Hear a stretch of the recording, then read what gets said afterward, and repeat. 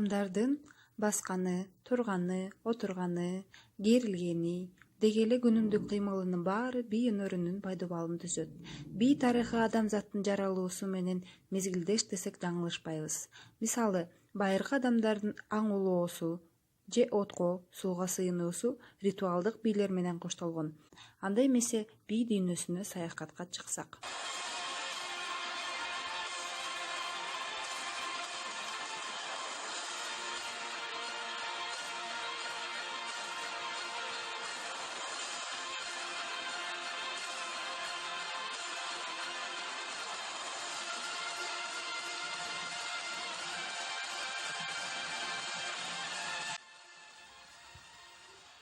Учурда бий дүйнөсүн 4 топко бөлүп карасак болот.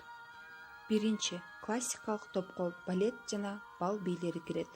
Балеттин 3 түрү бар: классикалык, романтикалык жана заманбап балет. Ал эми бал бийлеринен жай вальс, квикстеп, классикалык танго, фокстрот, Вена вальсы дүйнөгө кеңири белгилүү.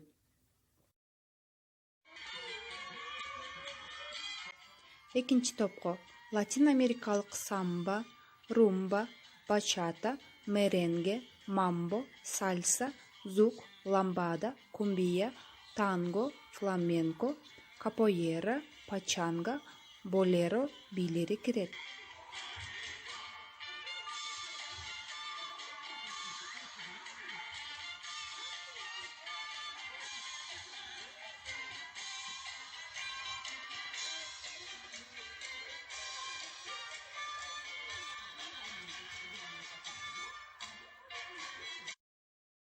Үчүнчү топко элдик бийлер кирет. Тактап айтканда, ар бир улуттун өзүнө гана таандык тиешелүү бийлери. Эң атактууларына полька, курсак бийи, рок-н-ролл, хоровод, өзбек бийи.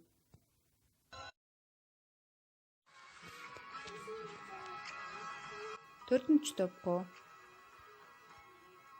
заманбап бийлерден түзүлүп өзгөчөлүгү болуп, анын 20-кылымдын аягында гана жаралгандыгы эсептелет. Башкача айтканда, ал бийлердин эң жашы.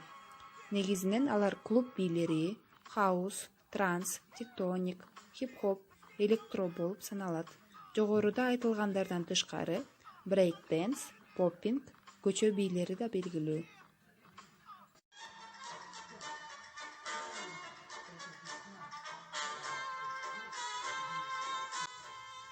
Дүйнөнү багынткан танго. Танго аргентиналыктардын элдик бийи. Аргентиналыктардын бийи делгени менен теги африкалыктардын бийинен алынган. 20-кылымда Буэнос-Айрестик танго бийчилери Европага сапар алышат. Алгач Париж сахнасында коюлган бий тууралуу дүйнөгө маалымат тараган.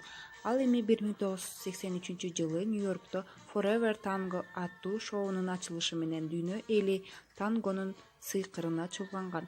Учурда танго стили боюнча аргентиналык, уругвайлык, фин тангосу деп бөлүнөт.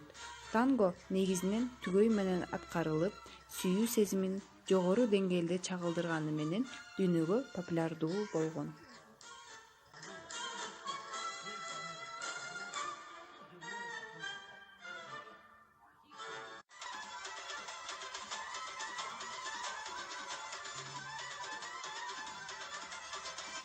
Сүйүүнүн, достуктун, бакыттын бийи лезгинка. Бул бийдин мекени Кавказ экени талашсыз. Бирок биздин доорго чейин 65-жылдары жашаган акын Страбон өзүнүн жазууларында лезгинка деген сөз азыркы Албаниянын аймагында жашаган лек аттуу элден келип чыкканын айтат. Лек сөзү бүркүт дегенди түшүндүрөт. Чынында эле канатын жайып, төшүн чыгарган бүркүт менен лезгинка бийлеп жаткан бийчинин окшоштугун байкасак болот. Бул бий дагестандык, чечен, ингуш, осетин, кабардин, адыгей, грузин жана армян лезгинкасы деп бөлүнөт.